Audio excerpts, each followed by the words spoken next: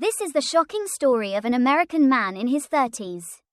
A medical school graduate who meets a Russian female soldier while traveling in Belarus and ends up taking responsibility for her pregnancy. Before you watch, please hit that subscribe button and give us a like. It really helps us out. To a first-time visitor, the air in Belarus could feel somewhat unfamiliar, even heavy. It wasn't a landscape of grey, depressing cityscapes, but a land of forests, lakes, and old European-style buildings. Yet, for some time now, the country's name had become synonymous with a peculiar tension. Due to its recent geopolitical proximity to Russia, Belarus was frequently in global news, drawing the international community's attention. Amidst this, Ethan Miller, a 32-year-old traveler from the United States, had arrived in Belarus with the goal of taking a one-year break. He had graduated from medical school and worked in a hospital for several years. But he couldn't shake the feeling that he'd become trapped in the relentless pace of his life. It's only been 3 months, but it already feels like I'm more than halfway through my break. Ethan muttered to himself, burying his face in his pillow. The hostel he was staying in was a modest place on the outskirts of Minsk. Frequented by backpackers from all over the world, a truly free-spirited accommodation. The old building, with its rough wooden beds, shared communal showers, and a kitchen where a small cultural exchange happened every morning over ingredients brought from various home countries, was where Ethan planned to stay for nearly 10 days. His modest goal was to explore the country's historical architecture and natural scenery, mingle with locals, and create his own travelogue. A leisurely, contemplative journey. That's why he had boldly taken a year off. It was a long trip he'd dreamed of since his student days. But the world had become chaotic in the interim. News of the war in this region cast a dark shadow over all of Europe. Belarus, being classified as an ally of Russia, sometimes showed a hint of tension in the expressions of its locals. That evening, Ethan was relaxing in the hostel's common lounge, sipping an Eastern European beer, while some travelers, just back from sightseeing, chatted boisterously. He gazed out the window. The sun was setting slowly, and night had deepened when the hostel door suddenly opened, and a woman entered. She was tall, her shoulders slumped as if carrying a heavy burden, and she clutched a worn, grimy backpack. Her attire, reminiscent of a Russian field uniform, was noticeable, though it wasn't a complete uniform, more like she had shed something in a hurry.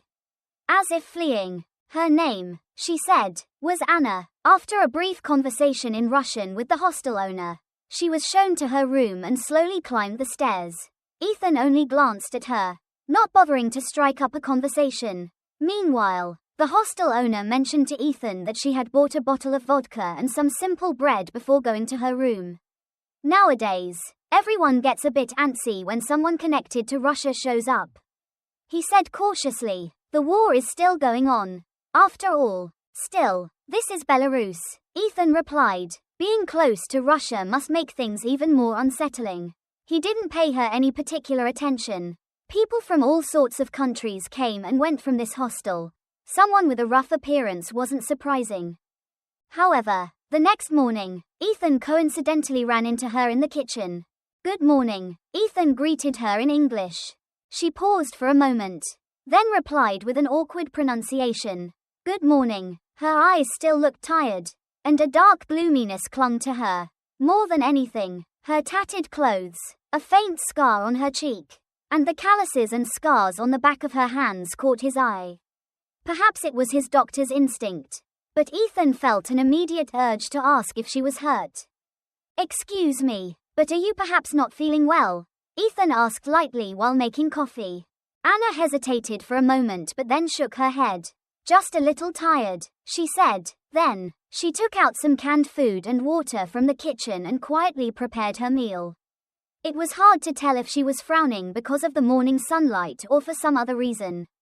Ethan tried to ease the awkward atmosphere, but Anna didn't seem particularly inclined to talk to people. Looks like she just wants to be left alone. Ethan thought to himself and didn't press further. Instead, his gaze fell upon a newspaper lying on the table.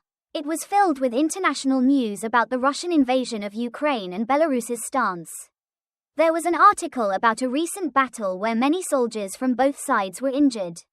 And some Russian soldiers were taken prisoner. Only then did Ethan wonder if the woman who arrived last night might have some connection to Russia. But he couldn't be sure of anything. Anyone was welcome at the hostel. And there was no obligation to explain one's country of origin or circumstances. Some people stayed long-term. Many stayed for a day or two and then disappeared. Ethan simply headed out for another day of sightseeing. Wandering through Minsk, Ethan observed Belarus's characteristic European-style architecture, its modest alleyways, and the people passing by. They were living their daily lives. But their lips seemed to carry a slight tension, as if they knew the war wasn't just some far-off story. At a nearby cafe table, an old man's voice trembled slightly as he read political news.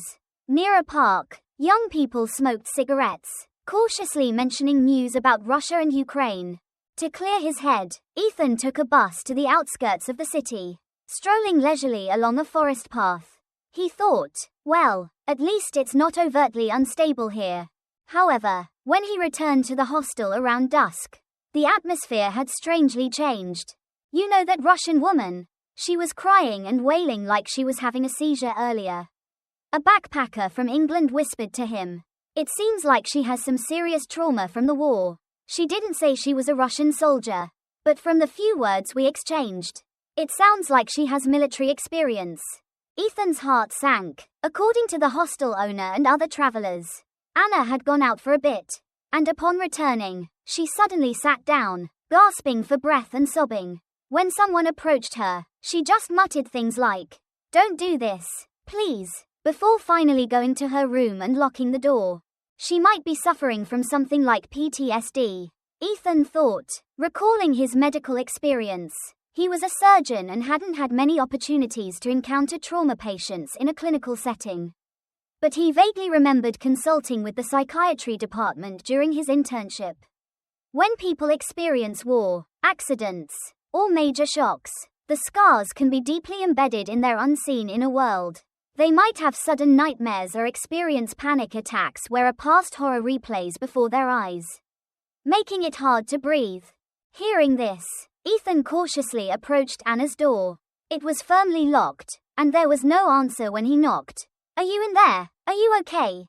He tried saying a few phrases in Russian, but there was no response. After hesitating for a moment, Ethan eventually left. He figured it wouldn't be right to force the door open.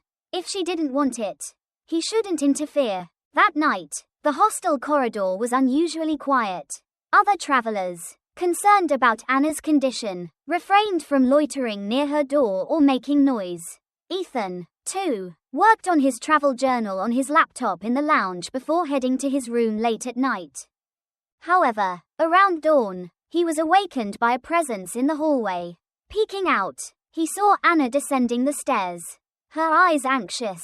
She was in slippers, wearing only a light jacket, and for some reason, she was panting, wondering if something had happened. Ethan quickly followed her down. The lights in the hostel's first-floor common lounge were off, but moonlight filtered dimly through the window. Anna was sitting at a table, her head bowed low. "Are you okay?" Ethan approached and asked quietly in English. Instead of answering, she looked at Ethan for a moment in the darkness. Her gaze was a mixture of wariness and fear. "I'm sorry, I just couldn't sleep," she whispered. Ethan sat down near her and told her to let him know if she needed any help. After a long silence, Anna suddenly blurted out something in Russian. When Ethan didn't understand, she switched to broken English. "I was a Russian soldier.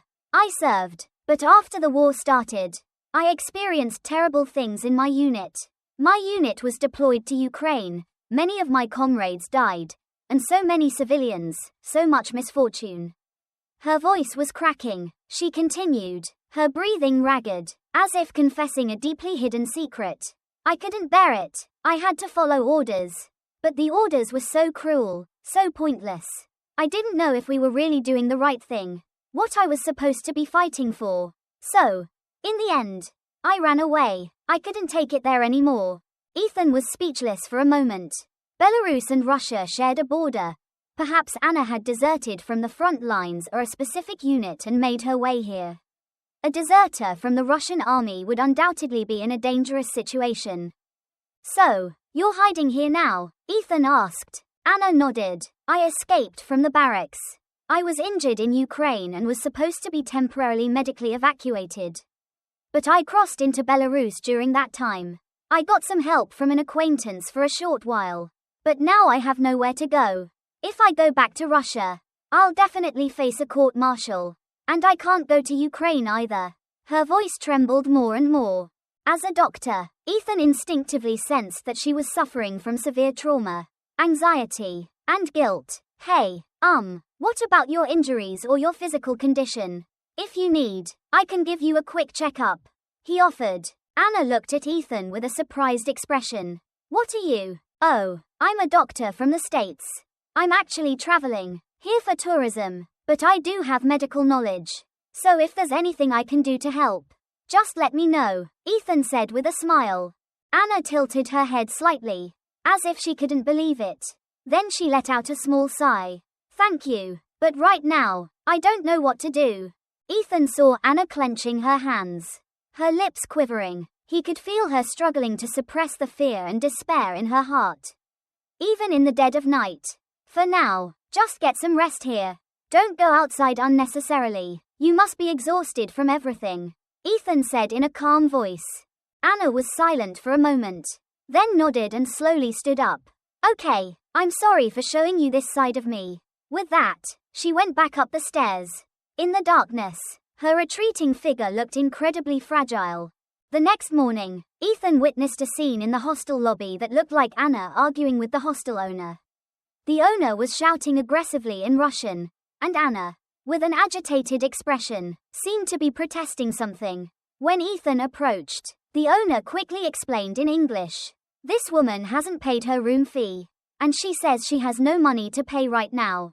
Plus, she suddenly wants to stay for a long time, which is problematic. We have a business to run. You know. Anna hung her head low.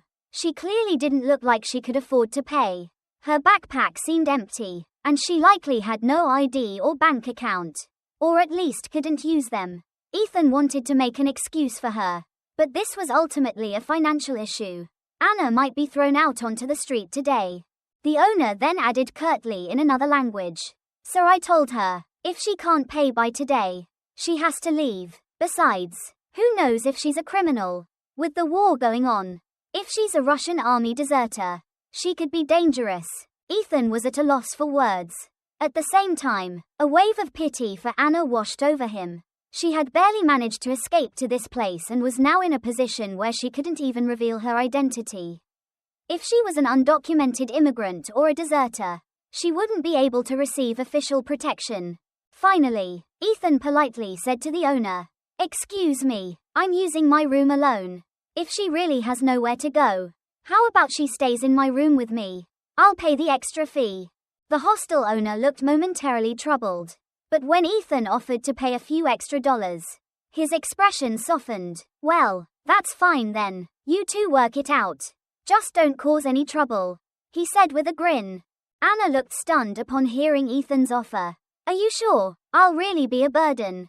Ethan nodded. "I'm on a long trip myself and was using the room alone. And I don't have plans to move to my next destination anytime soon.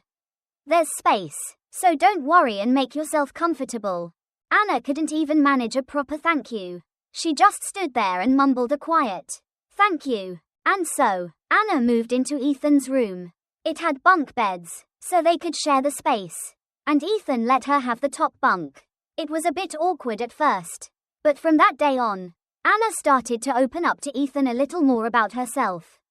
She was from a small village in Siberia, Russia, and had joined the army due to financial difficulties. She had never imagined a war like this. She simply thought being a career soldier would provide a stable income. But when Russia's invasion of Ukraine began, she was deployed to a combat unit and had to face the horrific reality every day. It was hard to defy military orders, but as time went on, she grew increasingly doubtful about what she was killing and dying for. At first, there was a sense of patriotism, of defending the country. Anna confessed quietly, but as time passed, "I wondered if I was really doing the right thing. Civilians were suffering, countless casualties, and then our superiors ordered us to carry out even stronger attacks. That's when I changed. I decided I had to escape. I couldn't keep doing those things. As Anna spoke, Ethan looked at her with a heavy heart. He sensed the unhealed wounds and guilt she still carried. And Ethan simply listened to her story without saying a word. Doctors, by nature, often help patients heal by listening to their stories. Emotional wounds, after all, begin to mend when someone acknowledges and listens. However, that night, a new revelation startled Ethan. Anna suddenly started vomiting and collapsed. Ethan quickly helped her up, gave her some water, and checked her condition. She had no fever, but she was clearly experiencing symptoms of severe nausea. "Did you eat something bad?" Ethan asked with concern. Anna wiped her sweat-soaked forehead and breathed shallowly. "I don't know. I didn't eat anything unusual yesterday." Ethan instantly thought that these symptoms might not be simple food poisoning but another possibility, perhaps pregnancy. The way she clutched her stomach while struggling with nausea, combined with a strange mix of fatigue and irritability, struck him from a medical perspective. However, he couldn't jump to conclusions. "If you're feeling a bit better in the morning, shall we go to a hospital together? It's a bit far from here, but there's a pretty good hospital in Belarus," Ethan cautiously suggested. Anna quickly shook her head. "No, if I go to a hospital, it'll be on record. If I'm registered as a deserter, it could cause problems immediately." Ethan understood her situation. It was true that she couldn't easily reveal her official identity, but neglecting her health could be even more dangerous. "Since I'm a doctor, I can do a simple checkup. I can also get some medicine. Let's wait until tomorrow morning."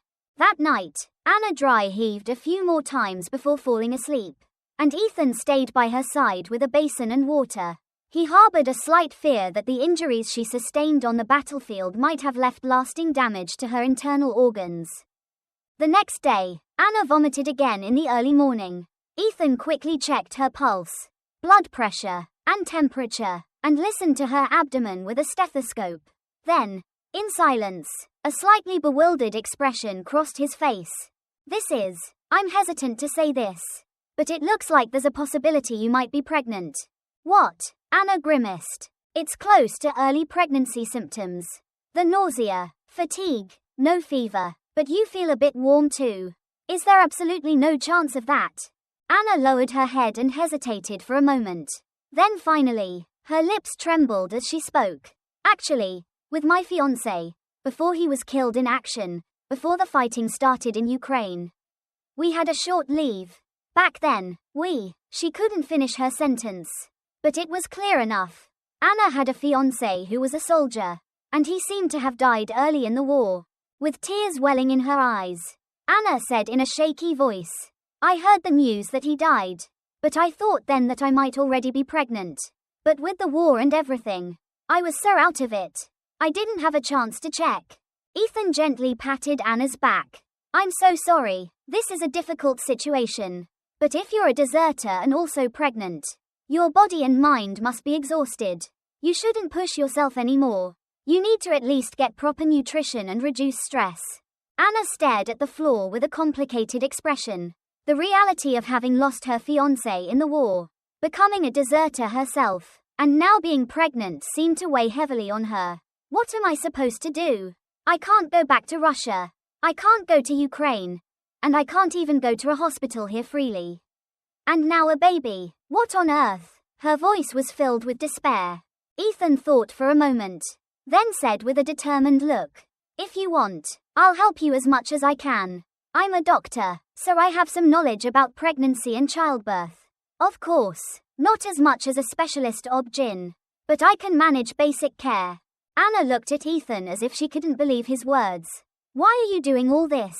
"I'm just a stranger." Ethan gave a wry smile. "Well, honestly, I never imagined something like this would happen during my trip. But doctors exist to help people, right? And if I can alleviate even a little of the pain you've been through, that seems like the best I can do." At that moment, Anna burst into tears, overwhelmed with a mix of gratitude and sorrow. She buried her face in Ethan's arm and sobbed. She had been enduring it all alone. trapped by her status as a soldier and a deserter, thinking she couldn't receive help from anyone. But this American man was offering a hand without seemingly expecting anything in return. It made her feel grateful and sorry at the same time. And so, the two of them continued their unexpected cohabitation. Anna's room fee issue was resolved, and Ethan even managed to get her a simple pregnancy test. The result was positive. For a more definitive test, she needed to go to a hospital, but visiting one was still a huge burden given Anna's status. They probably won't punish you at the hospital right away, but there could be problems with paperwork. Ethan said, "We need to be as careful as possible, so I'll help within the scope of what I can do." Anna would spend her days with a dazed expression, and in the evenings, she would sometimes say with a tearful voice, "If I had known this baby was in my belly when I was running away, I would have moved faster." Blaming herself, Ethan knew her body and mind were already in an extremely exhausted state. Meanwhile, the hostel owner no longer made a fuss about Anna, since Ethan consistently paid the accommodation fees and they weren't causing any particular problems. There was no reason for him to intervene. In fact, after a few days, Anna even started chatting with him occasionally and helping with simple cleaning tasks.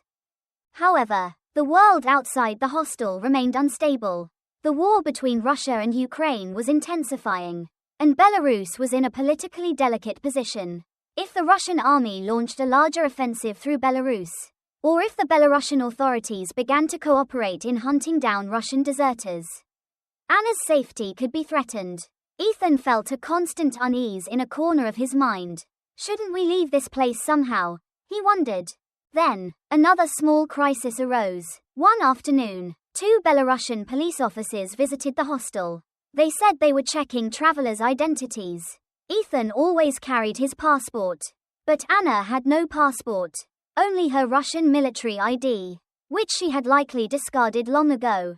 Anna hid in the room, terrified. When Ethan encountered the police, he showed his passport and said, "I'm from the United States, and I'm staying here long term." The police passed by without any particular issue. But if Anna's presence had been discovered, there was no telling what might have happened. The hostel owner also placated the police, saying there weren't many guests staying for short periods lately. Fortunately, the police left without making a big deal of it. But Anna couldn't bring herself to step outside the door for a while. When Ethan told her, "We can't keep hiding like this. We need to think of another way," Anna replied with a frustrated expression. "I know, but where can I go? Poland, Lithuania, they'll have strict border checks. And I don't have a passport. And I'm a soldier." Ethan was also troubled. He thought about his own nationality and briefly considered whether he could ask for help from the US Embassy. But the fact that Anna was a Russian deserter was an extremely sensitive issue. Requesting official protection through diplomatic channels would be fraught with obstacles. Ultimately, the two decided to stay as quietly as possible in the current hostel for the time being and explore ways to ensure Anna's pregnancy remained safe. Ethan emphasized the need for Anna to get proper nutrition and rest every day. If she complained of occasional vomiting or dizziness, he would get her appropriate medicine or help her lie down in bed to rest. And Anna gradually began to rely on Ethan. As time passed, Anna's belly slowly began to show. As she entered her 5th or 6th month of pregnancy, the changes in her body became more noticeable. "From now on, you need even more rest," Ethan advised. "Light exercise is good, and minimizing stress is best." Whenever Anna felt down, she would remember her fiancé lost on the battlefield. "He was a soldier like me. We fought, but we still relied on each other. Even though I knew he had to go to the front, I believed he would come back. But he didn't." Whenever Anna spoke, Ethan would gently hold her hand and listen without a word. The loss and guilt Anna had experienced were beyond imagination. Sometimes, Anna would have nightmares and scream, waking up in a panic. Drenched in sweat, she would only calm down when Ethan soothed her, saying, "Calm down, it's okay." Extreme stress was dangerous for a pregnant woman, so Ethan had to do whatever he could to keep her stable. "What happens when the baby is born?"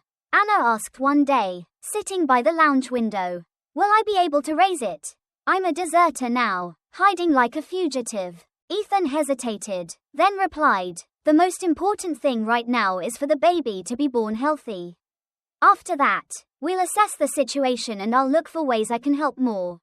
For example, we could try to apply for asylum in some country or find a route for humanitarian protection." Of course, it wasn't as easy as it sounded. This was a huge challenge for Ethan. He had simply come for a trip and ended up embroiled in an unexpected situation. But he couldn't back down now. Anna had no one else to rely on. And if Ethan, a doctor, hesitated, both she and the baby in her womb could be in danger. Around the 7th month of pregnancy, Anna began to experience occasional abdominal pain as the physical burden increased. Ethan grew anxious. She really needs a professional obstetric examination now, he thought. Yet, going to a hospital was still a huge risk. If anything happened and her records revealed she was a Russian soldier, she could be arrested. But a moment came when they could delay no longer. One early morning, Anna showed symptoms of severe abdominal pain and bleeding. Ethan was jolted awake by the sound of Anna groaning in pain as she got out of bed around dawn. "What do I do? There's blood, a little blood," Anna said, her face pale. When Ethan checked, the amount of blood wasn't large. But bleeding during pregnancy was never something to be taken lightly. He administered first aid and tried to calm her. But if this continued, the baby could also be at risk. Ethan finally made a decision. "Anna, we have to go to the hospital. If we delay any longer, both you and the baby will be in danger." Anna, with tears welling in her eyes, shook her head, but she was already bleeding, and the pain was so severe she could barely sit up. "No, I'll get caught," Anna sobbed. Ethan almost pleaded with her. "It's better than dying, isn't it? Just a moment. I don't speak Belarusian or Russian well, but I'll somehow explain to the emergency room and try to keep your identity from being revealed. If we don't mention citizenship, they might not be able to easily verify it." Anna looked at Ethan with frightened eyes. After a moment, she managed a nod. So, Ethan borrowed the hostel owner's car and drove Anna to a nearby hospital's emergency room. Upon entering the Anna was sweating profusely and moaning. The doctors and nurses, with tense expressions, checked her condition. Bleeding, pain, estimated to be around 7 months pregnant. A brief report in Belarusian was exchanged. And Ethan, mixing English and a little Russian, tried his best to explain the situation. "She's just a traveler. She suddenly said she was in pain. So I brought her here. Her passport is lost, so proving her identity is difficult right now." Ethan tried to bluff his way through. Fortunately, the emergency medical team seemed more focused on her condition than her identity and immediately began examining Anna. An ultrasound confirmed that, thankfully, there were no major issues with the fetus. But there was a risk of premature birth. So hospitalization was necessary. Anna lay on the bed, her eyes wide with fear. When a nurse asked various questions, Ethan had to answer most of them. "How long have you been pregnant? Do you have a fiancé?" Such questions poured in, but Ethan just vaguely said about 7 months. The hospital decided that since it was an emergency, they would discuss the identity issue later when the patient stabilized. Ethan stayed by Anna's side. "It'll be okay. The baby is safe for now," he reassured her. Anna, with tears in her eyes, murmured, "Thank you so much. Coming all this way, I was so scared I'd get caught." Of course, a hospital stay wasn't a 1 or 2 day affair. Anna's condition required several days of observation due to the risk of premature birth. And the doctors judged that she needed stability, preferably until delivery. Ethan, knowing Anna was anxious, asked the doctor if he could stay with her. Fortunately, the hospital didn't particularly object to this unfamiliar foreigner. For now, medical treatment and the patient's well-being were the priority. And it seemed the Belarusian authorities didn't provide real-time wanted information to hospitals. A week passed at the hospital. Anna gradually stabilized, but the bomb of her identity issue could explode at any moment. One day, a hospital administrator cautiously approached Anna, saying they needed to verify her ID or passport for her to stay until her due date. There were cost issues, and she needed to go through patient registration procedures. Ethan considered writing down false information. But that was illegal. Yet, he couldn't honestly reveal she was a Russian deserter. As Ethan stood there, at a loss, an unexpected helping hand appeared. A nurse at the hospital quietly approached him. "I'm also a refugee from Ukraine," the nurse whispered. "Whether she was a Russian soldier or whatever, it doesn't matter to me. If war makes people like that, then she's a victim too. I want to help in any way I can." This nurse was fluent in the local language and Russian. She told the hospital administrative staff that the patient was a traveler who had lost her documents, that her husband had already passed away, and that the situation was complicated and needed time. She then helped replace the registration documents with temporary ones, allowing Anna to extend her stay. Of course, it wasn't a perfect solution, and suspicion could grow over time. But for now, Anna could receive stable treatment and care. Anna, moved to tears by the nurse's kindness, once again realized that human warmth still existed in the world. Ethan also expressed his deep gratitude to the nurse. "If it weren't for you, we might have been kicked out or arrested by now." The nurse simply replied, "We might all be victims of war." After that, Anna focused on prenatal care in her hospital room. Ethan stayed at the hospital, by her side. He decided to cover the hospital bills as much as possible. But his travel funds were dwindling rapidly, which was a big concern. However, the baby's safety came first.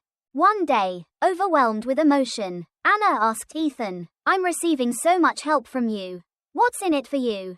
You've ruined your whole trip." Ethan smiled faintly. "I was very flustered at first, of course. But I don't necessarily think this has ruined anything. In fact, this might be the most intense and meaningful experience of my life. I'm directly experiencing how terrible war is, and how important it is to protect a person's life." Anna's eyes reddened at his words. "If it weren't for you, this baby and I might already be dead. Thank you so much. I never knew being a doctor was such an admirable profession." However, not everything was smooth sailing. If any hospital staff delved deeper into the issue, or if a government agency conducted a document check, the probability of Anna being endangered still existed. While the nurse and Ethan nervously bought time, Anna found deeper stability, and the fetus's health also recovered. One day, after 8 months of pregnancy, the doctor recommended that if there were no major problems, she could be discharged and rest at home. A long-term hospital stay was problematic due to costs and her unresolved identity issues. So Ethan had to find a place other than the hostel. Fortunately, an acquaintance of the nurse he had befriended owned a small house in the countryside, which they rented out to travelers on a monthly basis. Ethan contacted the owner and asked if 2 people, including Anna, could stay there for a short period. The owner said a small monthly rent would suffice, and Ethan seized the opportunity. "Let's stay here for a few months and prepare for the birth." Anna, holding her heavy belly, tightly gripped his hand. "If I really have this baby, won't I just be a burden to you?" Ethan gently put his arm around her shoulder. "Don't say that. I'm a doctor, and right now, we're companions on life's journey. Of course, it's not easy for me either. But let's get through this together." And so, they headed to a small rural village. It was a place where Belarus's tranquil scenery unfolded, a peacefulness that seemed a world away from the war news. Anna, looking out the window, suddenly murmured, "Russia and Ukraine must have had many peaceful places like this originally." Ethan, understanding her feelings, replied, "I hope the war ends soon and everyone can return to their rightful places." The country house was small but cozy, and the owner lived in another city, so they rarely encountered each other. Under Ethan's care, Anna, her belly now very round, carefully went about her daily life. Ethan checked her blood pressure and pulse daily, managed her diet, and guided her through simple exercises. He even prepared something like an emergency birthing kit, just in case. The two inevitably had to pretend to be a married couple at times. Worried about what the villagers might think, they spread a story that they were newlyweds, the husband American, the wife of Russian descent. Anna, though flustered, found it bittersweet to play the role of a wife, even if it was fake. "I'm sorry, it's because of me," Anna often apologized. But Ethan would brush it off, saying, "It's okay, as long as it can protect you and the baby." Even amidst these seemingly peaceful times, there were moments when Anna had nightmares or became distressed upon hearing war news. Ethan tried to shield her from external stimuli as much as possible, keeping news away and playing music good for the fetus, focusing on her emotional stability.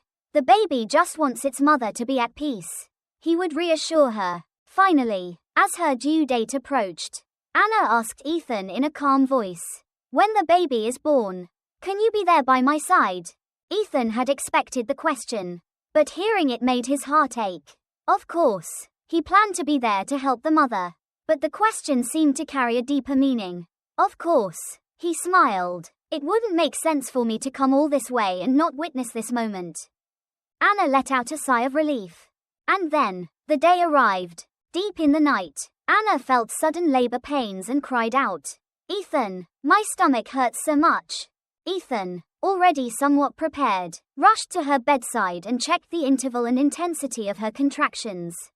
Regular, strong contractions had begun. It wouldn't be long before the baby arrived. The best thing would have been to take her to a hospital.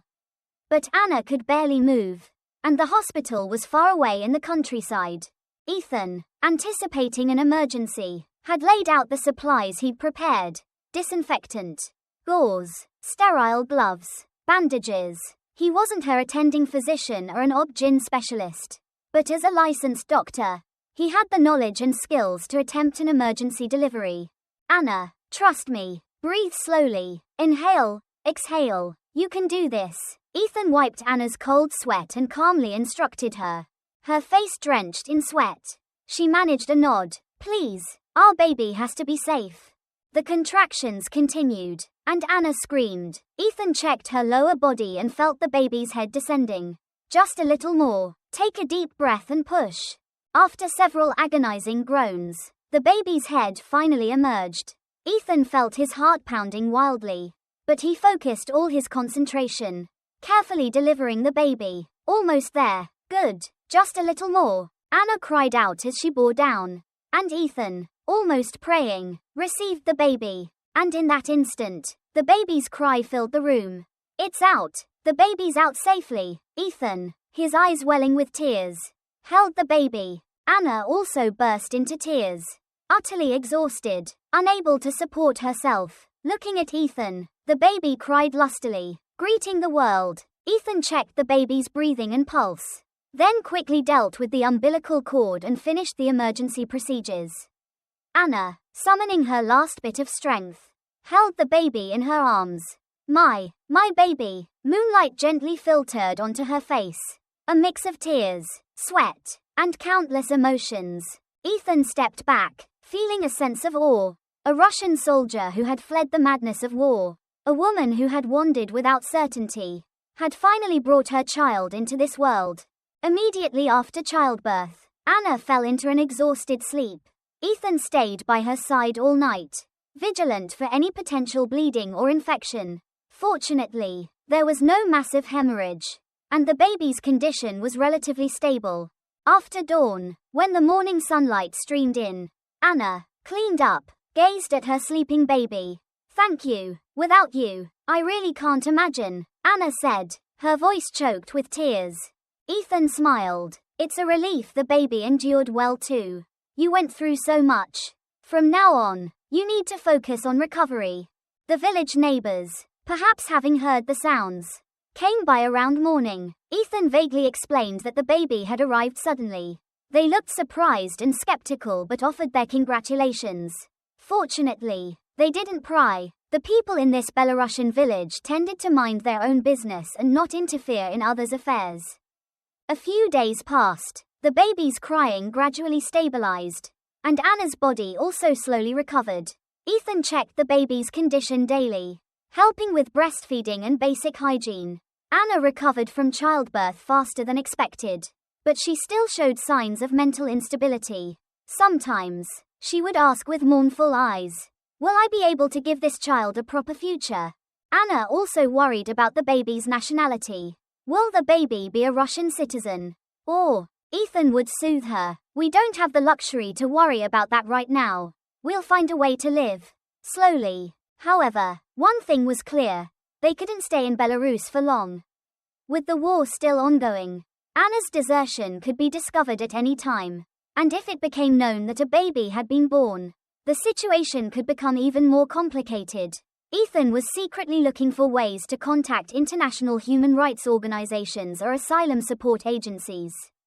Then, the landlord tipped him off that the harvest season was approaching, meaning more people would be coming and going in the village. And police patrols would also increase. Ethan couldn't shake off a sense of foreboding. It's time to leave this village, he thought. The problem was where and how to move with a newborn baby and a new mother. For now, there was a huge significance in the fact that they had successfully overcome the monumental task of childbirth. An unexpected encounter, an American doctor traveling in Belarus and a pregnant former Russian soldier, a bond forged between them. A few days after the birth, Anna suddenly asked Ethan, when the war ends someday, what will happen to us? You'll go back to the States, right? Ethan looked out the window and was silent for a moment. Honestly, that might be true, but right now, we need to find a place where you and the baby can be safe.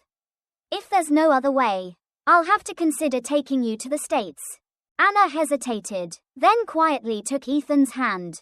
You've practically become like a father to my child. Of course, I don't want to burden you with that responsibility. But, Ethan slowly shook his head. This isn't about responsibility. It's something I genuinely care about. Both you and the baby survived. And you need a path forward. Right, whether it's friendship or some other form. I want to be there with you until the end. Just then, the baby let out a small, fragile cry, as if introducing itself, announcing its presence to the world. Anna smiled and picked up the baby. Outside the window, a green field stretched out, still holding the light of summer. War, conflict, and countless scars still plagued people in one corner of the globe. But within this small house, the hope of a new life resided. Ethan, Anna, and the newborn baby now had to take difficult steps forward against the world.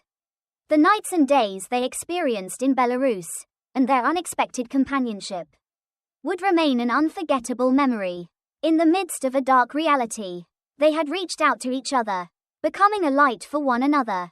A woman fleeing trauma, bearing the scars of war, lost on life's path, and a man who sought rest but took on another of life's challenges. Their relationship was too complex to be called love, too special to be merely friendship. But one thing was certain, they had eased each other's despair and together protected a small life. Somewhere in the world, another bomb might explode, another sorrow might bloom, but in this small house, the baby's cry became a song of hope. And that song became a fervent prayer, hoping for a time when war would cease, and more people could laugh freely.